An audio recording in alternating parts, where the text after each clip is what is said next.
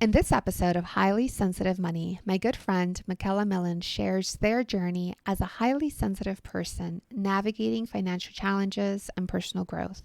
Mikella discusses their multifaceted career as a psychotherapist, art therapist, and multidisciplinary healer. They also share their journey with money, from growing up with conflicting parental attitudes to developing their own approach as an adult. The conversation delves into topics such as the emotional impacts of money, the intertwining of personal healing and social justice, and the life of a highly sensitive person. The episode ends with a discussion on the importance of balancing self-care and social justice in a capitalist society. Hope you enjoyed today's episode. Mikella, it's such a pleasure to have you here. Thank you for agreeing to be part of this project. Thanks so much for inviting me. I'm really excited. Mikella and I met at an entrepreneurship group at the end of 2020. So December 2020, I believe, or like the fall of 2020, going into 2021, 4 years ago. Wow. So how would you introduce yourself now in terms of your work? That's an excellent question. I'm coming up with new answers to this all the time.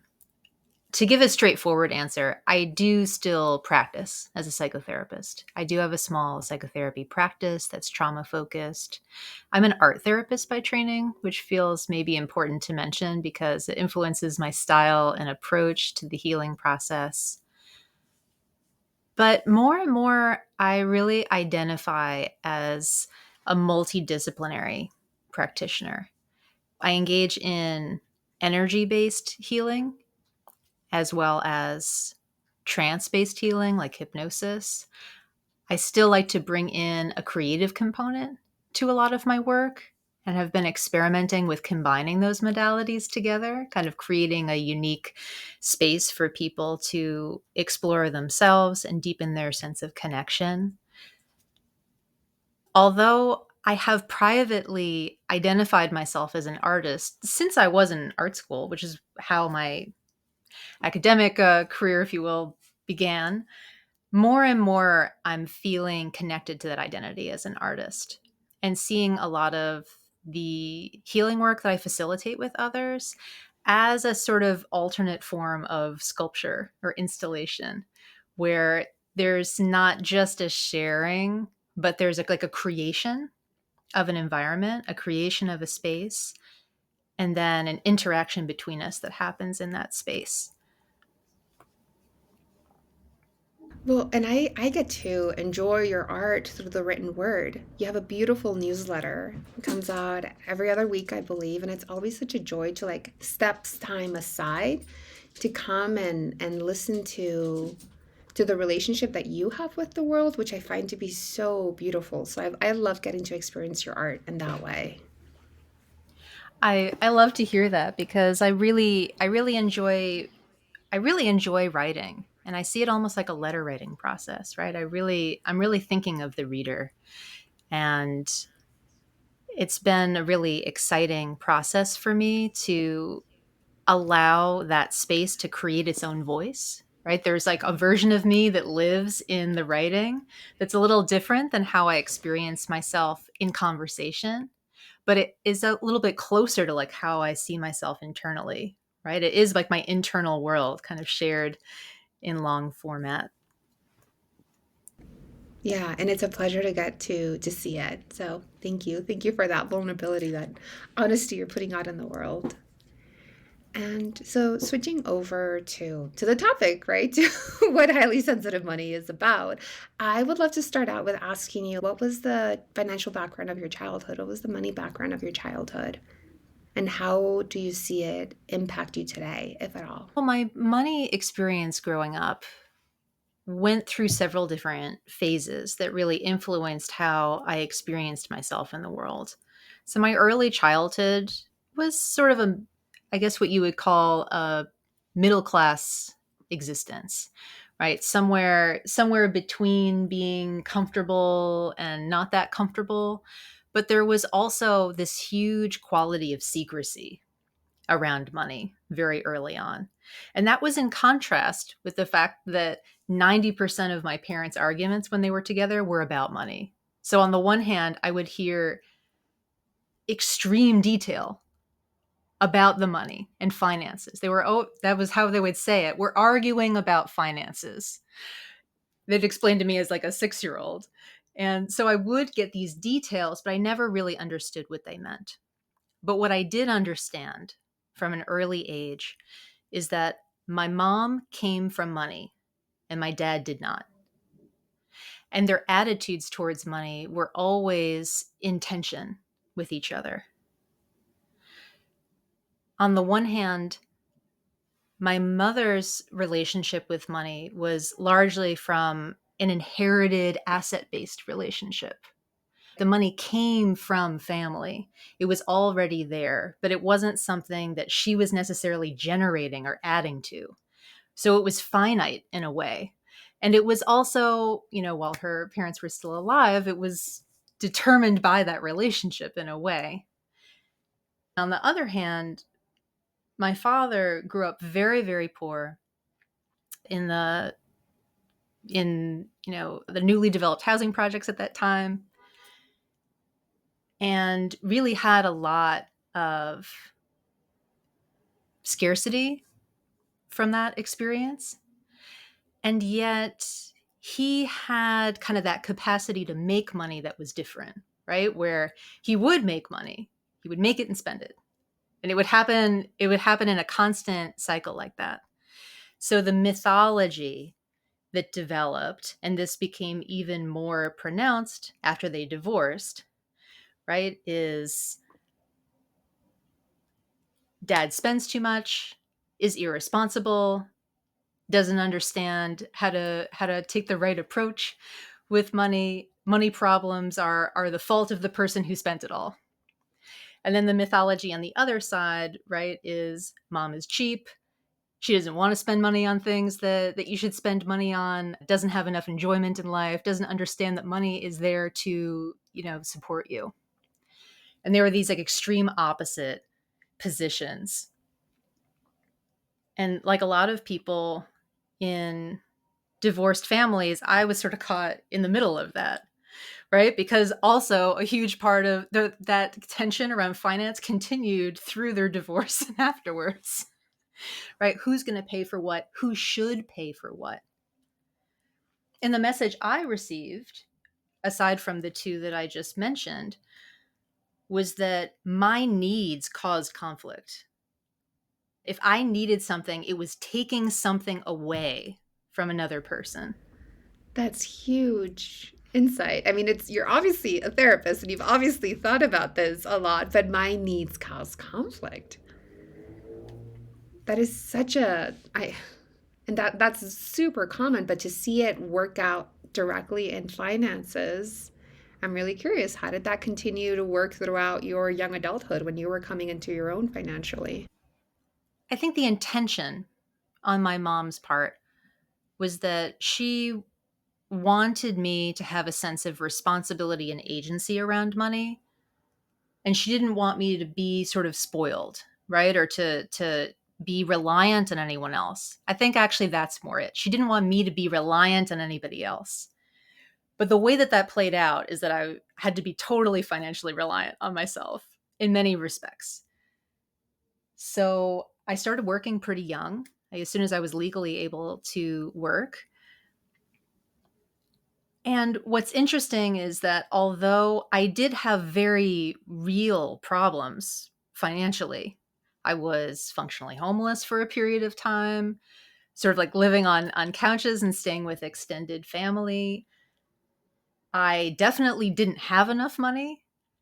But what's really fascinating when I look back on it is that during that period of time, I don't remember being worried about money beyond just the facts of what was needed. Like I was worried until I had the thing I needed, to pay rent, to pay the bill, to get the thing, and then I felt better. I was used to having no money, so like all I needed was like literally the bare minimum of enough, and I thought I'm doing great. I just wasn't that concerned about it. I didn't have this desire for a nest egg or anything. I guess I had a little more, dad's side of the family, right? Like you make money, you spend money, like it doesn't matter, you'll always make more money. Nothing to worry about. The The difficulty didn't emerge until I got older. And some of it is that classic situation, right? Where your standard of living goes up as you make more money. And so then you feel like you need more to maintain it, right? Like my bar was like on the floor as a young person. I just didn't need much. I didn't want much. And then over time, I got used to more things. But I think the piece that really changed things for me is that I had two pretty serious accidents that resulted in like a major physical injury. And both times I didn't have health insurance at that time. Obviously, it created a huge financial strain for me. Somewhere in the midst of that period of time, it's like I crossed over from one familial style to the other.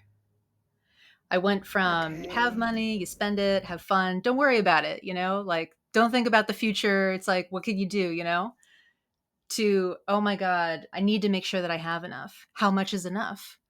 How do I know when I have enough? And it actually never was enough.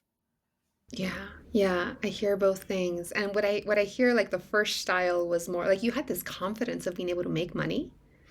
That was something you got from your dad's side, that which your mom had, right? Because money was very finite in her view of the world.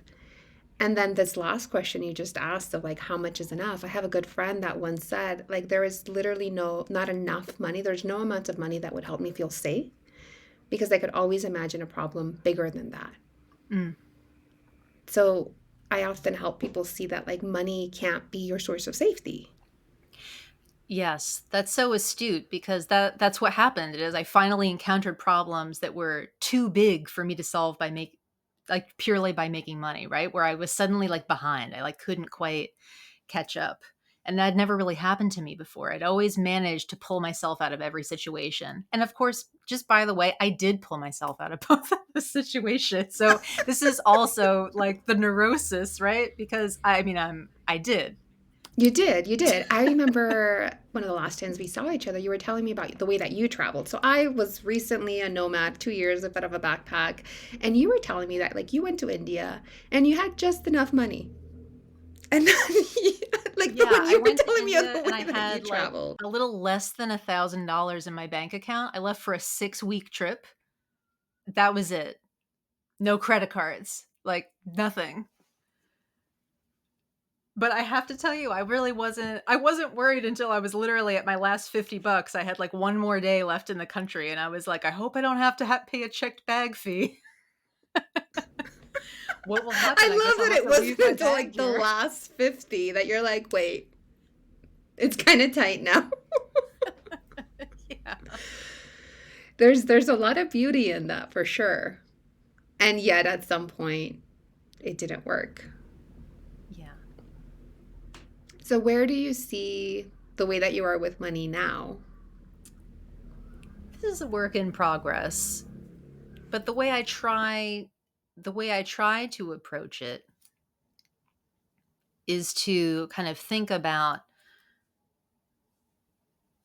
the blessings or skills that I've sort of inherited from these two ancestral lines. I think about how I am quite, I guess the term of phrase would be like smart with money. I'm I'm frugal, but I'm frugal in a way that's I really think about how money impacts my quality of life. I use that quality of life question, enjoyment of life question to make financial decisions. Aside from the stuff that is necessary, which we could also say is a quality of life issue, right? Like, I don't love paying my rent, but my quality of life living in a home is a top priority. So I do it, right? I got to make sure I have enough for that. And when it comes to sort of extra purchases and traveling, I think about what's the stuff I really enjoy the most. And I let that sort of dictate my habits. But I also try to remember that skill that I had when I was younger, which was to distinguish between tangible financial problems and like emotional financial problems. And I try to remind myself when it is an actual problem, I take a tangible action towards it, right? Like, what's the actual thing I can do if there is anything I can do? And if it's an emotional issue, right? What if I'm not going to be taken care of? What's going to happen to me if I'm not quote unquote successful? Then I try to address it more on the emotional level. I try to do an intervention or take an action that's more about feeling secure than it is about meeting some made up metric of like a number in my bank account or factors like that, and try to use that as a way to feel secure. Okay, so a lot of awareness of what your financial motivations are or where the need is coming from. And I remember, so you said that as a kid, you having financial needs was a problem. Have you resolved that? Is that something that comes up occasionally? Where does that stand today?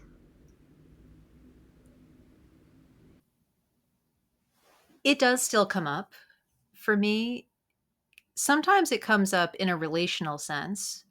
Like right now, I'm in a position where, in the past, I was making more money than my partner, and I was kind of carrying that extra load in our household experience.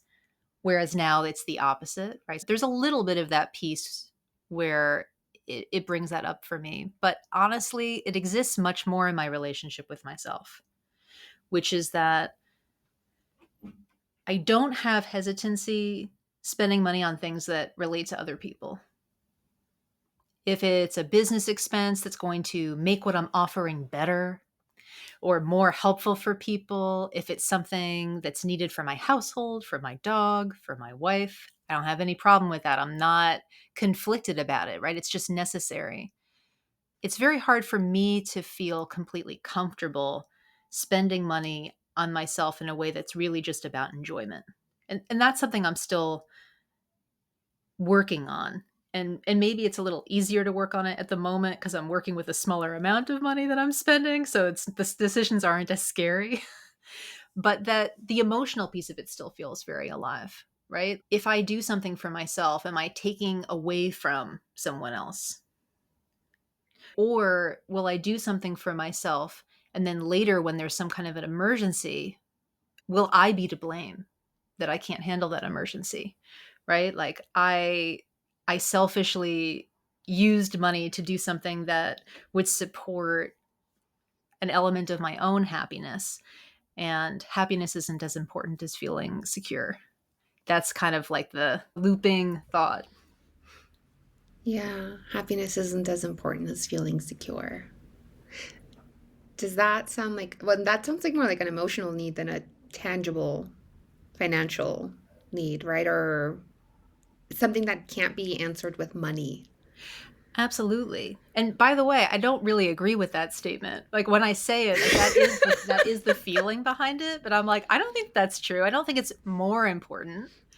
But that also gets us into kind of the spiritual side of things, right? Where when you get in the habit in your practices and your work with others of contemplating death, what death really means, like kind of the sense of our experience, our awareness, our consciousness over time, and this being like but one lifetime of that, well, then that really throws a wrench in your whole mindset around money because obviously you don't get to take that with you. So then you have to say, like, how much of it really is security and how much of it is actually just money and resources more than you Yeah. need. Yeah. So then the middle way. What is the middle way like today? What is the middle way with the way that my finances are? It's a moving conversation. At the end of the day, I think a lot of money questions. It makes me think of that quote by Rainier Maria Rilke, like you have to live into the question. There actually is no answer. And different versions of us will have different answers when your obligations are different. Children, no children, mortgage, no mortgage, living out of a backpack, living out of an apartment. It's just very different worlds. Do you have any telltale signs that you might be in one of your earlier versions of money management, either completely just like spend what you earn or hoarding? Well, I'm not sure if it works out into those extremes necessarily, but I do think that it can be a factor in how I make business decisions sometimes. And that's something I'm really trying to be conscious of. Where, for example, in the past, my whole mindset around deciding what to do was really about other people and their needs, and as well as like what is going to make a business functional. It was really responding to that. And it was very rarely, what do I want to do? What interests me? What excites me? What am I feeling passionate about? And so it does come up in that regard for me sometimes, because I've been challenging myself to not see those things as mutually exclusive. Right? I mean, my business is about other people. It's about helping other people. It's not just about like my following my bliss, you know? But I also think that it's illustrative and meaningful when you're doing both and people feel that you're doing both. That it's not their nourishment at my expense. There's a quality of nourishment is happening on both sides. Yeah. And can you share about your current business practices? You're literally one of the first people that I met who was doing accessibility pricing. Yes. So I should say that I don't feel I was a trailblazer in sliding scale for mental health work, of course. You I were for me, but not for the whole field. I hear that. Yes, yes. So I don't I don't want to like claim myself as like a thought leader in that area. I'd always had some sliding scale aspects to my therapy work, right? I didn't have a set fee that was always true across the board. When I started offering groups, it felt really important to me to include something similar. I went through a number of different structures of doing that.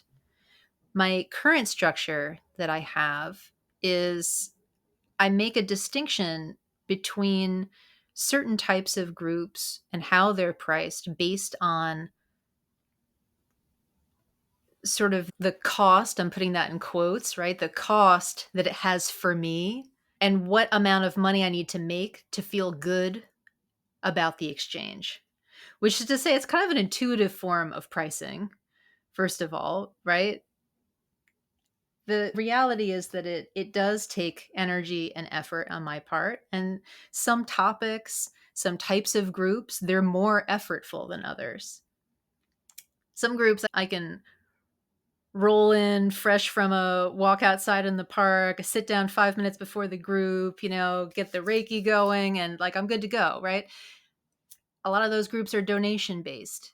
If 5 people come, if I make $50, I mean, I'm happy because I very well might have done that just by myself. Except actually it's a richer experience because it's done in a group, it's done in community. Right. So some of my offerings are done by donation, and I make sure that I'm actually emotionally, energetically comfortable with that exchange. Right. I'm willing to accept any amount that it turns out to be. Then I also have groups, especially multi-session groups, where I do think about what is that kind of minimum amount where I feel like the exchange is equitable. I'm happy and they're happy. And so those I use a tiered sliding scale. There is a minimum amount that people pay to participate. So that's the current structure of my work. There's kind of a combination. There's individual sessions that are full fee, that are sliding scale. There is a minimum for that. There's tiered sliding scale for groups. There is a minimum and a maximum for that. And then there's donation-based offerings where there's no minimum and there's no maximum. For me, that's really where the exciting community exchange happens, because people really think about not just what it's worth to them, the offering, but how they wish to participate in that community experience. And that's where you see this cool variation, right? Where people who have resources pay more than is needed, more than it's, in my opinion, worth, more than I would have charged. And other people pay significantly less because they don't have it to pay, or who knows why. So, and I feel like this is my imperfect solution. for now. Your imperfect solution to what?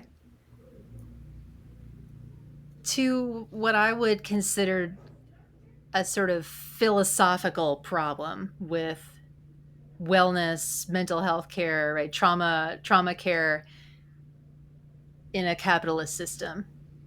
I used to say, or I've also heard other people say, therapy should be free. Everybody should be able to access therapy for free. And I used to say that myself, and now I'm like, it shouldn't be free for everyone. I mean, it has a cost. It's a hazardous profession for the people who do it. It's some positions are like that. That's not like you should feel bad for your therapist or anything, but like we agree that like some occupations present more dangers to a sense of like, health and well-being than others. Some just don't pose a lot of risk. It's not easy to be a therapist, right? We can agree to that. So It's I not easy. I remember people have asked me like why, like I remember a couple of therapists have asked me like why aren't you a therapist? And I'm like, because I have a therapist and I know what my therapist does. I don't want to do what she does. It's a lot of work. Yes, it's a lot of work. It takes a lot of work to like maintain yourself in a state of health when you're in like a high stress occupation. It takes a lot of additional time and care, and because we live in a capitalist society, money is necessary to access those resources that people who offer healing support that they need to care for themselves. What I like to say now is that therapy or healing practices should be accessible to everyone who wants and needs them in a way that is in alignment with their resources. In a perfect world, in a post capitalist or pre capitalist society, right, where we could have more village community based structure, there would be maybe other ways of supporting that. I mean, if I knew that my material needs would be taken care of, that I had enough time off, that if I was sick I could care for myself, that I could access care from others, that I could do things that were enjoyable to me, that I had enough food and I had a nice place to live, I think I would be okay with doing that in exchange for my work. If my material needs were met, that would be a fair exchange. Maybe that's an ideal world. Some people would just take on that role, but that isn't the world we live in. I need to use money to get those resource needs met. And so it's my imperfect solution because this is how I make money, right? This is how I spend most of my time. So this is how I have to get those resource needs met because I wouldn't be able to do the work that I do if I had some other job. Right, right. If you were doing this, yes, on off hours. Anyone who's in the capacity of healer, or, and this happens a lot in the wellness industry, right, where there's so much capitalism, it's so commoditized. For us to be able, I include myself in that, for us to be able to be like a clear mirror when people are coming with problems and to be able to reflect back what their best solutions are, we need to be centered. We need to be taken care of. And right now, we're doing that through money in the current iteration of society we have. When we were preparing for this conversation a few months ago, we talked about how it can be a spiritual gift. Like in this accessibility pricing, it can be a gift spiritually to be generous. That when you have access and you do decide to give more because you're able to, it can feel like such a gift. So, Absolutely. so that's part of what the accessibility model for me was so exciting and so interesting of just like it benefits the recipient, the person who's trying to do their business that way. And it benefits people who can't access the full price, people who want to give more, they get the opportunity to give more. It's different than the regular market. I think it's better.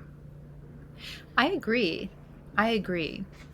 And what I also want to say about this is that the only way that it's been possible to make this pricing structure work and to work a small enough number of hours that it works, which is to say, one resource I really cultivate is time.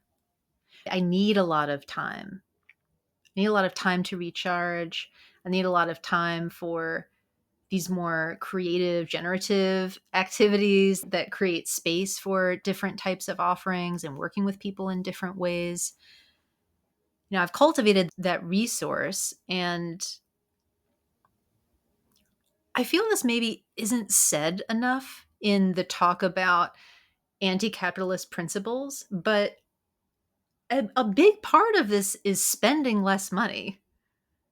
It's not like you can't earn less and work less and then spend the same amount.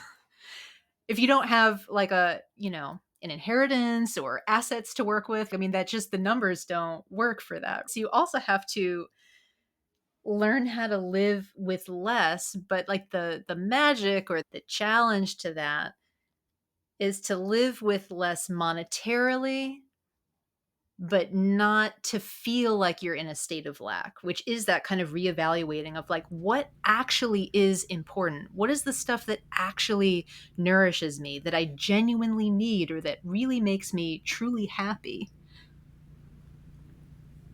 Yeah, I mean, I solved a lot of that question by moving to Mexico. You live in New York City, so it's a different kind of answer that you found to. Definitely, definitely. And there's a way of spending less where there's no deprivation. Yes. If you're getting to the root cause of what it is that you need, what it is that you want, and finding ways of supplying it for yourself that may have nothing to do with money. Absolutely. In the spirit of being real and transparent, I would not be able to do this in New York City if I didn't live in a rent stabilized apartment. So that's a fact. And Mm-hmm. it's something I think about a lot because it does feel it's complicated to live somewhere where you have a real sense of community, of belonging. I know it's an urban environment, but I have a real sense of relationship to the land here. I've lived in New York City since 2001. I also know that even in the situation that I'm at where there are limits to it, the rent keeps going up, and like my timer started ticking, right? Like I'm not going to be able to make it work here forever. That's something that also really creates a bit of a philosophical quandary for me living in a place like this. Like, because although it's not the greatest business model, my goal in my therapeutic work with people is that they work with me for a period of time, and then they've got what they need, and they don't need me. They can come back if they want, but like they also like have those resources, right? So it's a revolving door, right? Like people come and people go.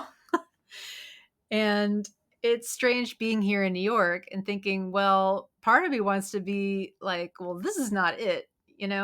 What you need to do with your life to make it work here, I don't know. I don't know if that's a recipe for being happy, for being happy, for feeling connected. How do we make it work in this capitalist hellscape? I don't know. I don't know either. Capitalist hellscape. I mean, do you? Yeah, I know. I know. As an aside, I recently finished listening to a podcast like the third time. It's the same episode. It's Utopia on a podcast called Upstream.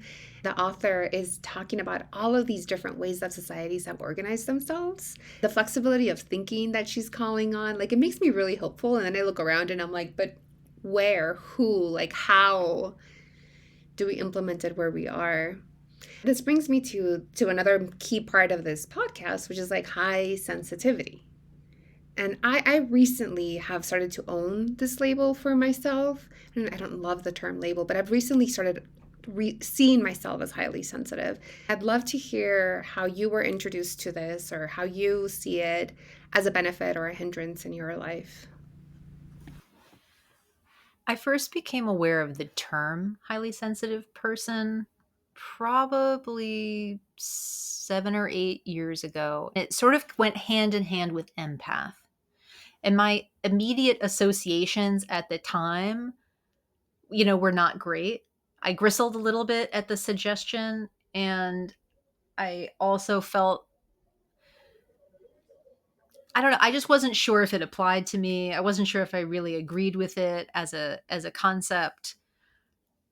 But of course, I do, labels aside, just in terms of the language itself, absolutely consider myself a highly sensitive person, and I have for quite some time. Actually, something that makes more sense to me, I learned it when I was in graduate school, when I was taking some developmental psychology coursework, and that's biological sensitivity in context theory. It's a theory that is a potential explanation for why it is that people who have similar environments and similar measurable physical DNA, genetic characteristics have such different reactions to the same thing. In this context, they were talking about like academic performance in certain neighborhoods and schools. Like why do some people it work, like they figure it out, and some people they don't. They need other kinds of interventions. This theory is really kind of elegant. I don't know if this is still a valuable theory. I'm not in sort of the academic world anymore.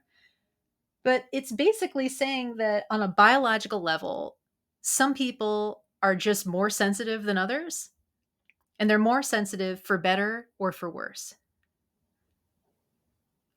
And I heard that, I was like, that's me.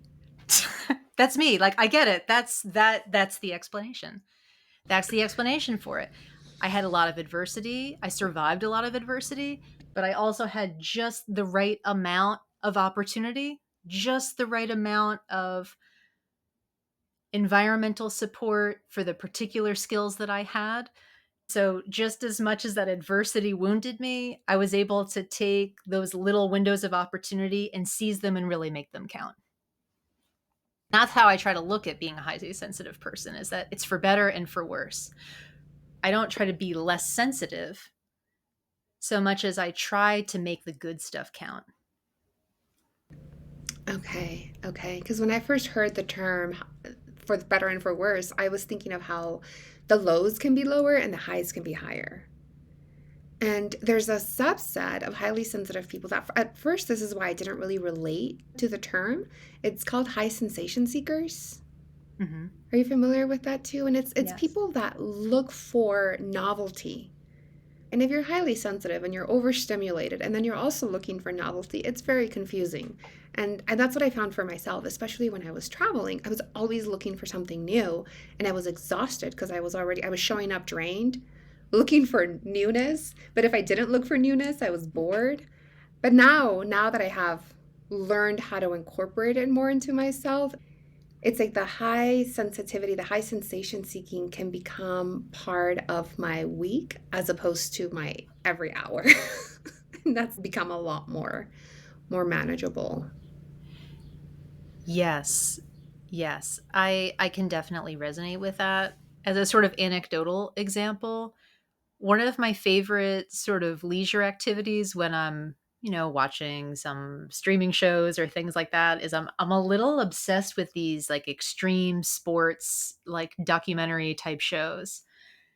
And I'll point out, after my accidents, I'm very risk averse physically. I don't do any adventure sporting anymore, but I want to watch free solo rock climbing specials and free diving and surfing, right? All of these like extremely high intensity sort of experiences. A lot of how that plays out for me personally is that I can be a little addicted to novelty in my creative life and in my work life too, where like I always want to come up with new ideas. And a practice that I've been trying to cultivate recently, especially as I've been in kind of a longstanding daily yoga nidra practice now for a while, is I'm trying to not immediately act on the idea. I'm letting it simmer for a while. I don't interrupt what I'm doing to jot down the idea. Well, actually, I did it just before this podcast, but sometimes I do, but I try not to. I try to wait until an idea comes up a few times, and then I still let it sit for a while, right? Letting the tension sort of build around it and learning how to enjoy that so that it's more satisfying long term. I'm not like constantly generating, constantly starting new projects, new ideas, new groups over and over, this super fast pace of moving. Instead, I can let a really good idea develop slowly and let it burn slowly. Yeah, and somehow to me that feels anti-capitalist too. You're not extracting from yourself and trying to make it useful, productive as quickly as it comes. Yes. Allowing it time to grow in its own terms, like plants. Like you can't speed up a plant. Maybe you can. I think they found ways to speed up plants, but you don't know that how much we want to GMO our ideas.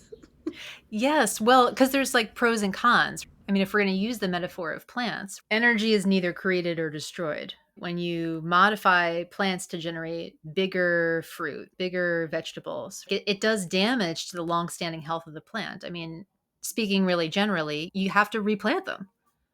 They won't just come back season after season consistently in the same way. They kind of do it all in one big show, and then they're completely depleted. Yeah. And I think I'm trying to connect like how is high sensitivity working with money? And yet in our conversation, Michaela, the fact that we're like going in all the tangents at the same time, I feel is literally welcome to a highly sensitive conversation. Everything is happening at once. It's all connected. I mean, money is just a made up thing. It's like I mean, there are like actual physical resources, but actually, like so much of what we do with money, I mean, you would know this better than I, of course. It's like, it's not connected to the thing. Like, I don't have gold bars in the bank. Like, I don't have like something Since actually. 1973, you do not have gold bars. I think it's 1973 when Nixon like closed out the Brinton. But that's a real thing. It is all just agreement. Yeah, exactly. It's not like a real resource. I mean, it is a real resource, but it's a resource because it represents something. So I feel like for me, I can't really think about my relationship with money without thinking about my relationship with resources more broadly. And these other tangible, very just as real resources that support me. That's for me the only way that money isn't primary. I have to think about, well, what are the other things besides money that allow me to be nourished and connected and present? Yeah. Yeah, there's a book I love about money and the meaning of life. The author, Jacob Needleman, points out that in our current version of society, like 90% of the way that we measure achievement or status or growth or development is financial.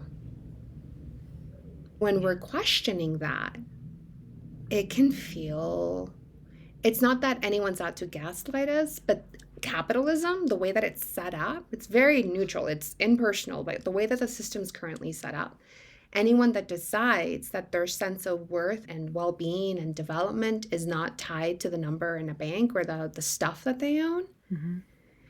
it's a constant navigating. Yeah, it's a difficult one.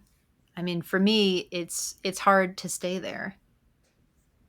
In my best moments, I'm not evaluating the success of my different endeavors and projects based on a number or how much I have available to me. But it's hard because there's not really a lot of people actually that you encounter in day-to-day life who agree with that. If you're a highly sensitive person, it's hard not to take those little unsaid reactions personally. Which, as highly sensitive people, when all of society is telling us to do money in one way, it can be really helpful to have money mentors or people who relate to money in a way that makes sense to us, that's nourishing to us. Is that something you have in your life today or that you had before? I don't have a person close to me in my life who I look at and say that's exactly how I want to do it. But what I really find inspiration from is the Buddhist concept of dana.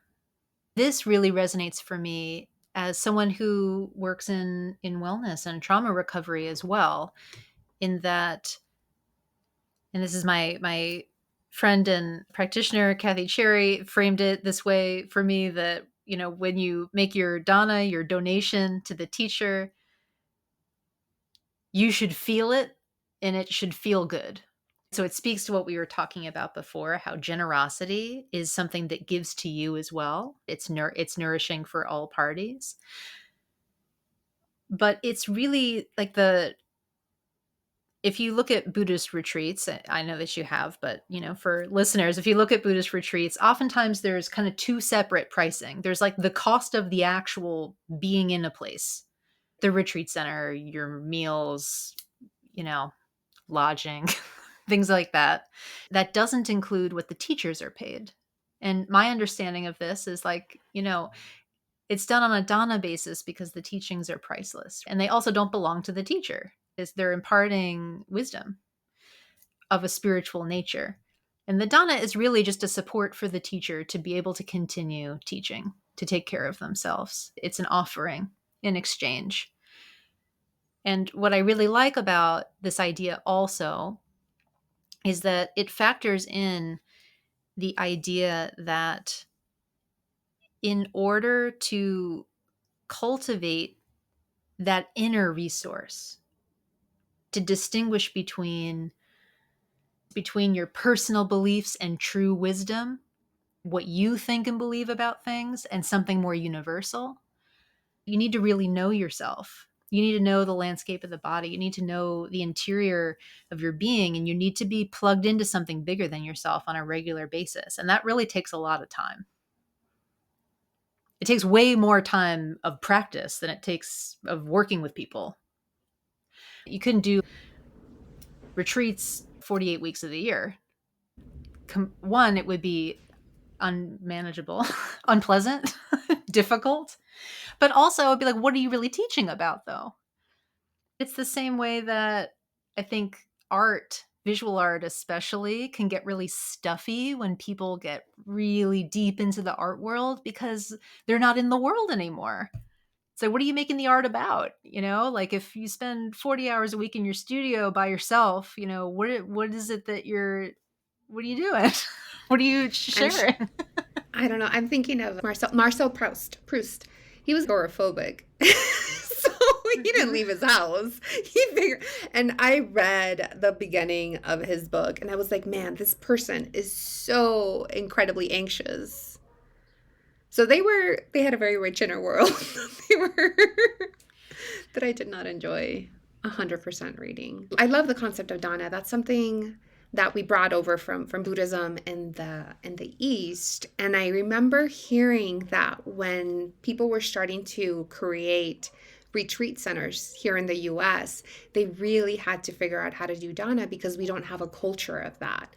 Whereas there's a huge culture of it in the land where it was created. Like people knew that healers or that people who were sharing wisdom were supported by the community and there was a desire to do so.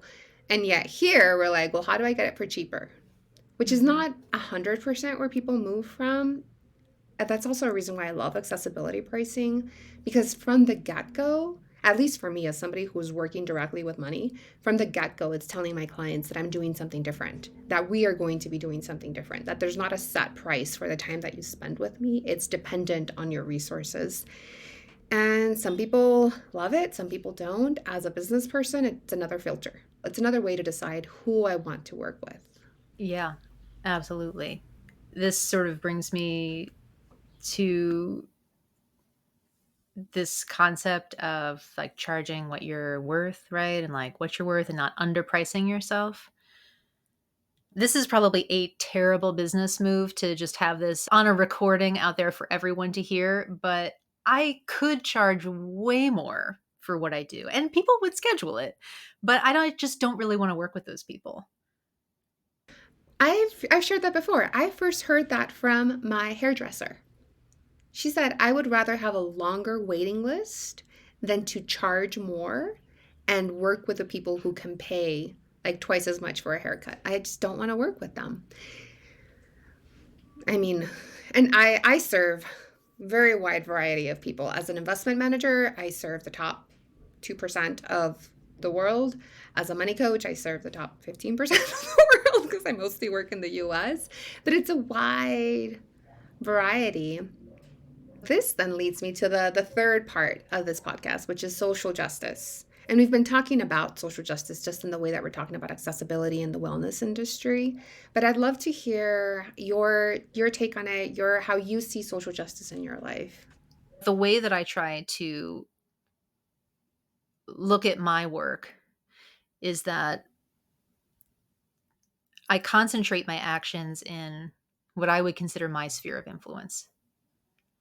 A lot of the work that I do with people is really deep unconscious work, and it changes the way they think about themselves and others. And I think about it like, although I don't work with that many people, and it's true that I can't necessarily look at the work that I do as I can't always reach all the people who I feel like could benefit from it. I don't know all of them. Also, I might not be the person for them to work with.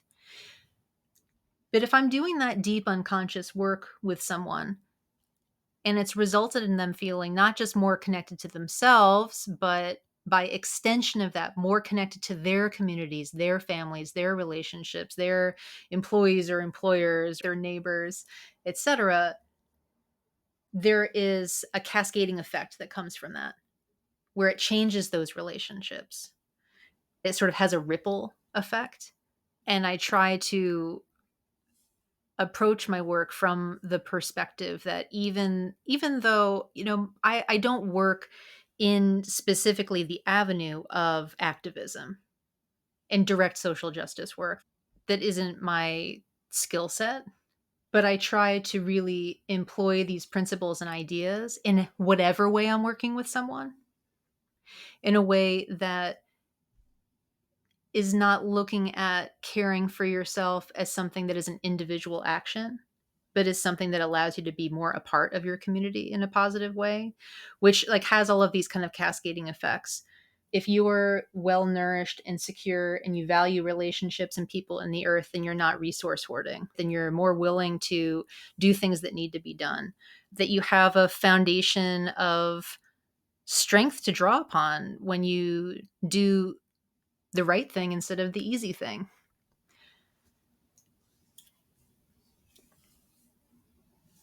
How do the three things combine? Money, high sensitivity, and social justice. Okay. One of the ways that I frame it for myself, there's a quote by Leela Watson. She's an Aboriginal artist and professor. She's an activist out of Australia. And she says, if you have come here to help me, you're wasting your time. But if you have come here because your well being is bound up with mine, then let us work together. That's how I frame social justice for myself. I don't want to be codependently out there trying to like make everyone's life better at my own expense. And I also see that them doing well helps me do well, like the connection. And I think as a highly sensitive person, I often just walk around being incredibly porous, So money is a connector between these things.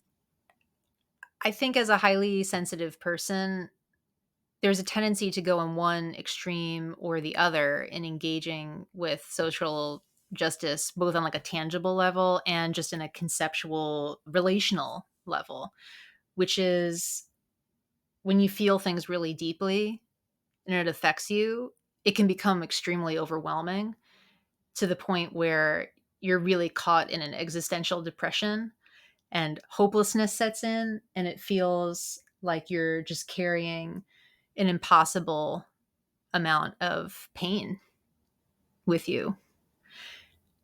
I felt this in myself personally, and of course, I observe it a lot.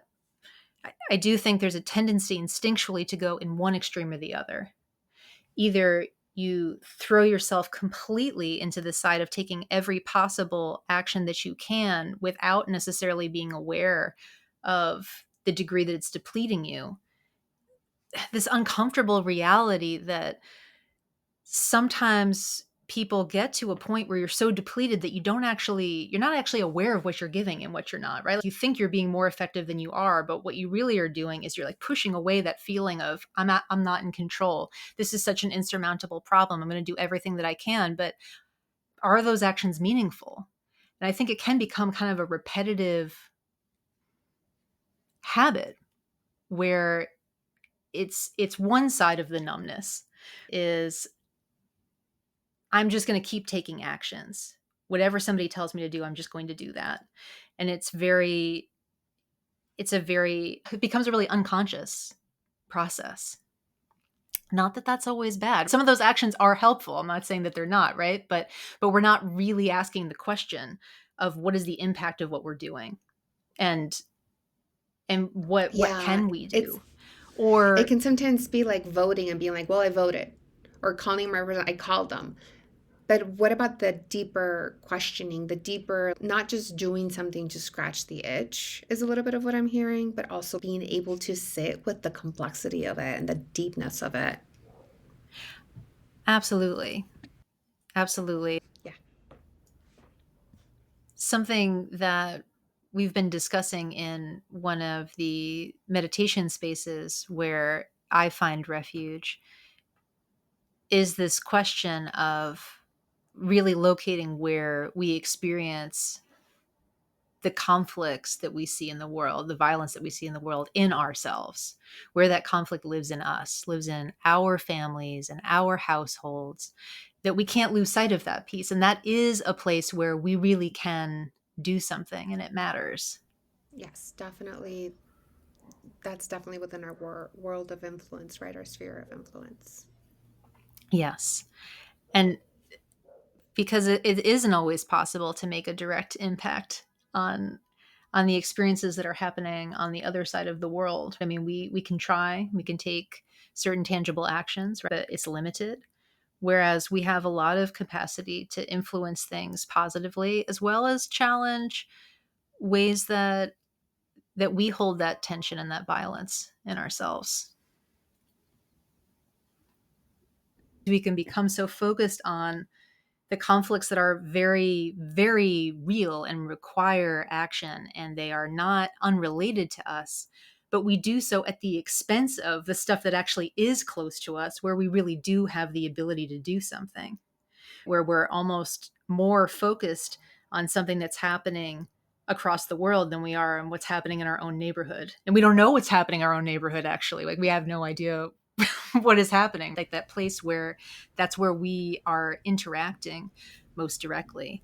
And of course, the other piece of it is it goes like total numbness, avoidance, extreme self care, right? The like Mm-hmm. the commodification of self-care, which used to be such like a fringe therapy term, and now it's like capitalism has taken over, and self-care means like buying stuff and like, follow your bliss, when it's supposed to be about connection. Yeah, yeah, yeah. And I mean, and that is definitely the MO of capitalism, right? Can we make money off of it? And the free market is useful in some ways. I remember when I was in Cuba and I experienced what a centralized economy was like. And I experienced it very directly in my salad because in some places there were tomatoes, in other places there was lettuce, in other places there would be like cucumbers and carrots, but there was never a full salad anywhere. And I was just like, oh, I like the free market for some things. It was just like a very random experience, like real life experience of the scarcity of that way of thinking, the scarcity of having centralized, and a lot of corruption too. And now the scarcity that we have in capitalism, where we are commodifying things. Published an episode on balancing self-care and social justice, and I very much fall under the I can get very despondent and very numb, and learning how to rest and calling that self-care, money's got absolutely nothing to do with it, other than you have to have the time to rest. Mhm. Yes. I mean, that's kind of like a piece I think about as well when it comes to this question. And it's one that I struggle with.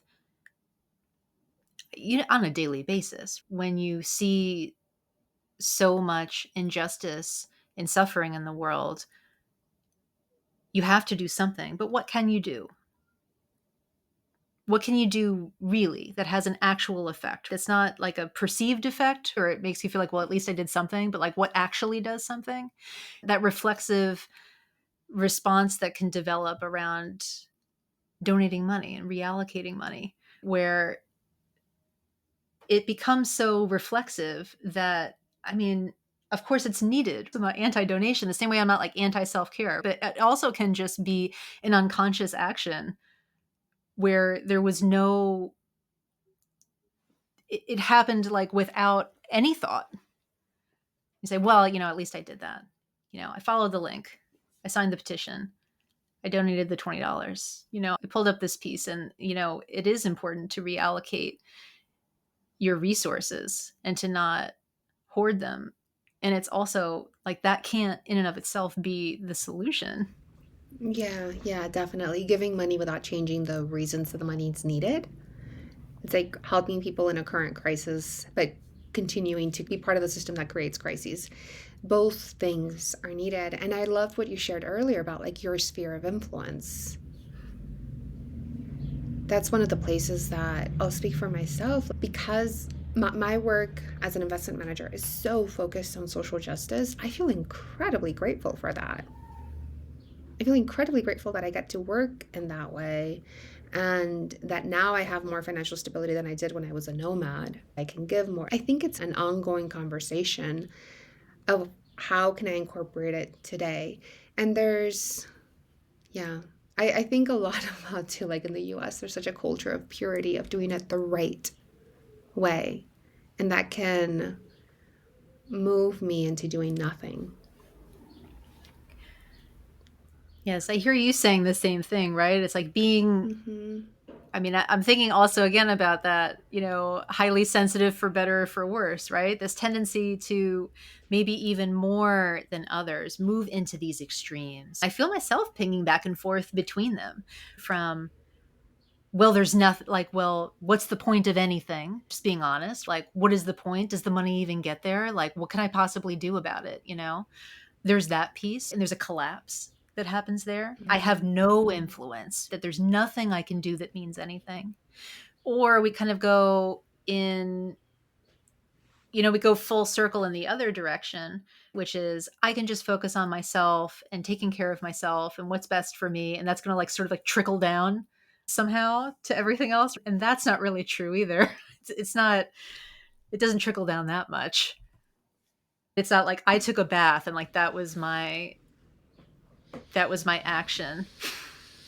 Well, and we talked about earlier about if you're in touch with wisdom and you're at a retreat and you're giving wisdom, you're sharing wisdom. I remember hearing, I believe it was Resma Menakem, that said that having a regulated nervous system automatically regulated those around you. I'm not saying that we should have a regulated nervous system so that we're useful to other people, because that's like my codependency out there being like, let me be useful. But it's more like and it's also it also benefits others. Again, it speaks to that interconnectedness. That's a Mm-hmm. gift of being highly sensitive. Right. Absolutely. I mean, that's kind of where I think about how, we overestimate like how far our good actions can reach sometimes. And we underestimate the meaning of like those actions that are close to home that seem small because every person that we know has other relationships. I do believe that our own personal healing is not just for us. When we engage in deep healing, we're also engaging in ancestral healing. We're engaging in family and relational healing with those who are close to us. We're engaging differently with our environment and our community and our neighborhood. I do think that those effects travel. They don't always have a direct impact. But what I do often say to myself, I mean,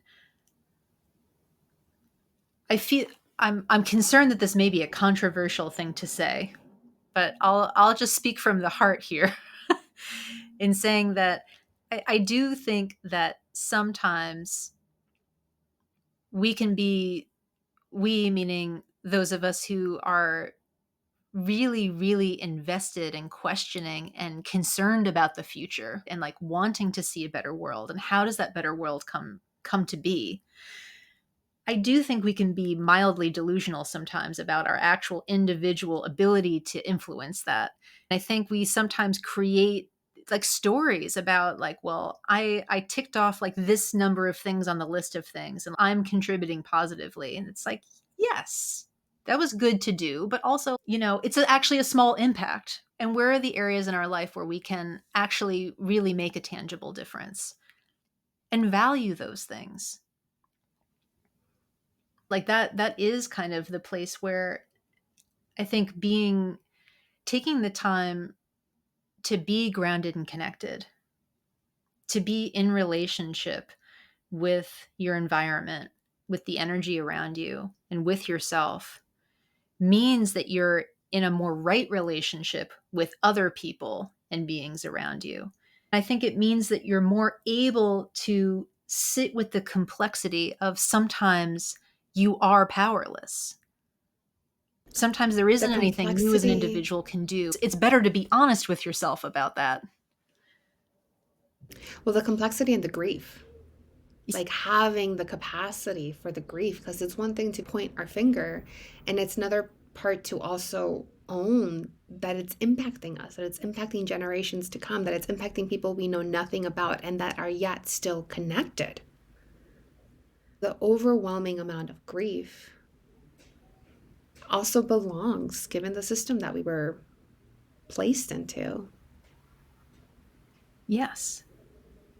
Yes, and grief is the perfect word for it. If we're not able to hold that and if we're not able to like be in the reality of where we are and seeing our surroundings, our environments, our circumstances clearly, then we're not really in the position to take those meaningful actions when we're available. It's not always easy to see what they are. We can get sort of seduced by things that just make us feel better temporarily, that allow us to like, put it to the side for a moment.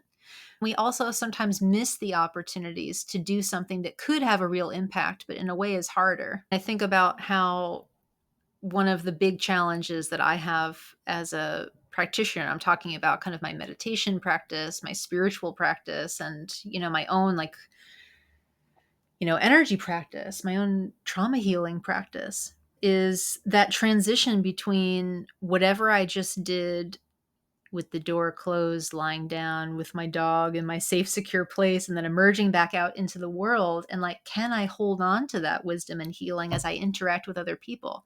What about when I interact with people that I really don't like?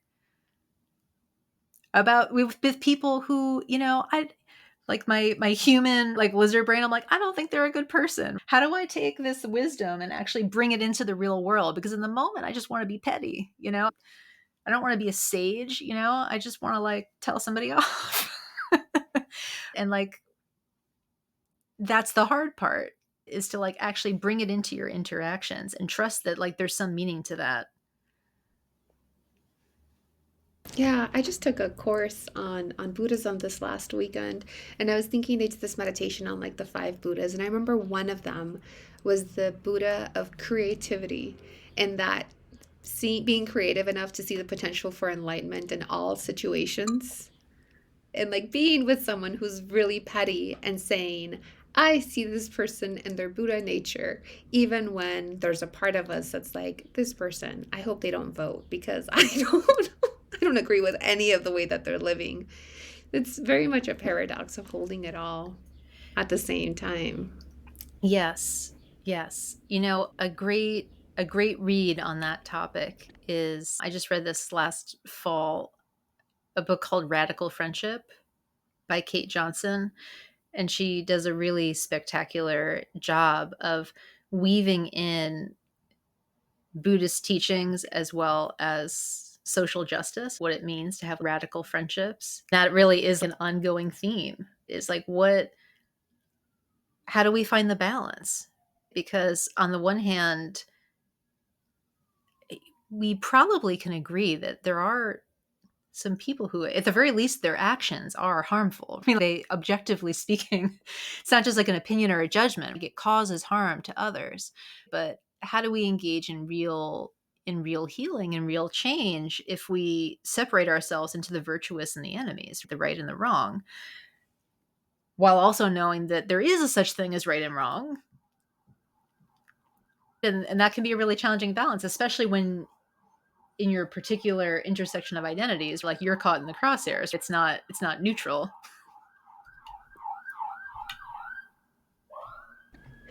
Like many things, it's a paradox, holding both things at the same time. So I want us to start to wrap up our interview and our conversation. And I wanted to read out one of the poems that you shared. I'll read it, and then if you want to add anything to it, I would love that. So this is by A Cup Plant via Mikella, July 31st of 2023. Sometimes you have an idea in your mind, and when things turn out differently, you feel you have failed. Disappointment creates a gravitational pull, expectations creating endless loops to navigate, distracting you from this moment. Ideas of what should be, confusing you from the truth that you are already enough. Remember that the difference between ordinary and majestic is sometimes only a state of mind. This moment is enough. Do not underestimate the power of your unbridled joy. When you can remember your true essence, this energy finds a channel to cultivate and seed itself. Reconnect and unearth the radiance that lives within. Let your joy bloom. Trust that you already have the power within you. Shine and receive.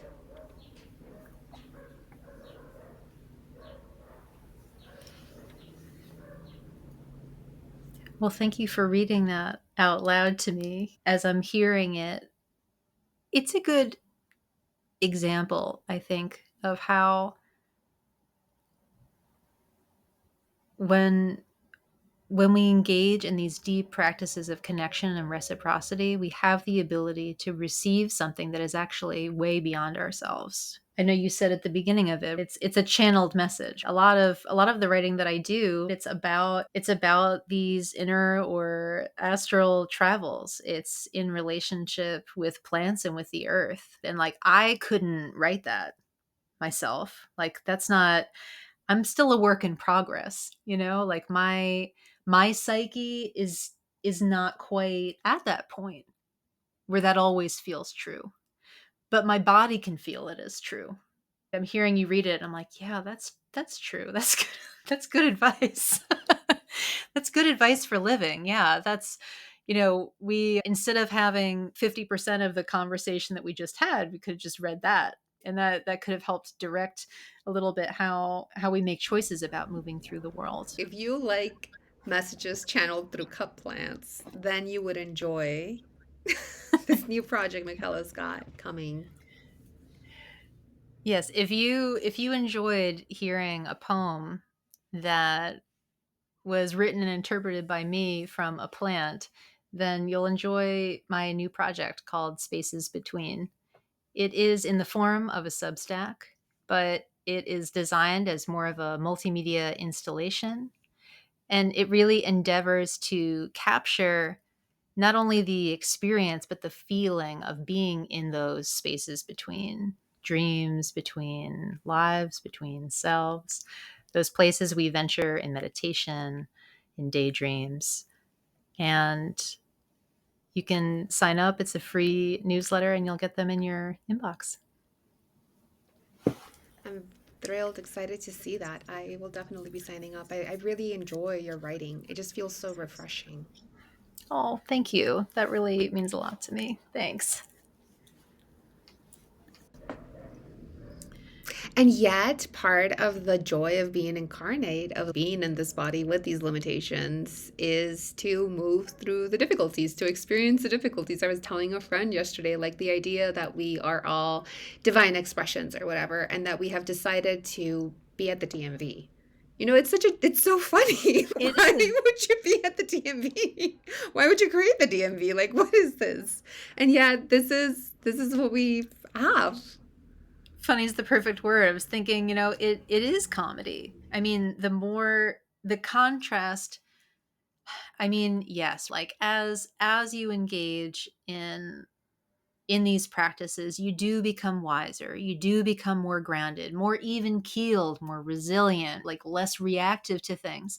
And also the contrast only becomes more pronounced. The contrast between who I am and how I experience myself 45 minutes into a yoga nidra meditation versus when I wake up in the morning and I come out and I see the coffee hasn't been made. It's like the contrast could not be more different. And you have to laugh, right? You're like, this is like my human mind. I was just there and I know that is real. That's the real world. And then I'm out here and I'm immediately attached to all manner of complete nonsense that does not matter at all. And I'm so bent out of shape about it, because like I want things this way. And you have to laugh because that is what we signed up for. And that's the hard part. How do you remember your true nature in those moments where you're focusing on the things that don't matter? Yeah, yeah. And that is one of the reasons I love working with money, because it's often asks us to question, well, what does matter? How do I want to align this resource that represents time, that represents access, with how I go out and live in the world? Yeah. Well, Mikella, it's been a pleasure to have you here. Thank you so much for sharing so deeply, and for doing this thing that we do of like everything is connected, everything at once. I feel that knowing myself as a highly sensitive person, adopting that label just helped me feel so much calmer about the fact that I can't do that with everyone. Not everyone has this mind that feels like Indra's net all at once, you know? Yes, yes. It's such a pleasure to be able to unfurl that net together and just explore. Thank you so much for having me here. Thank you so much for listening to this episode in the second season of Highly Sensitive Money, where we talk about money, social justice, and how to do this well as a highly sensitive person. To learn more about my services, check out my website, allthecolors.net, where you can also find a really fun link to a quiz on money archetypes, because understanding our own patterns with money makes it much easier to make changes and get to where we want to go. If you enjoyed today's episode, please rate and review wherever it is that you listen to podcasts. Thanks for listening.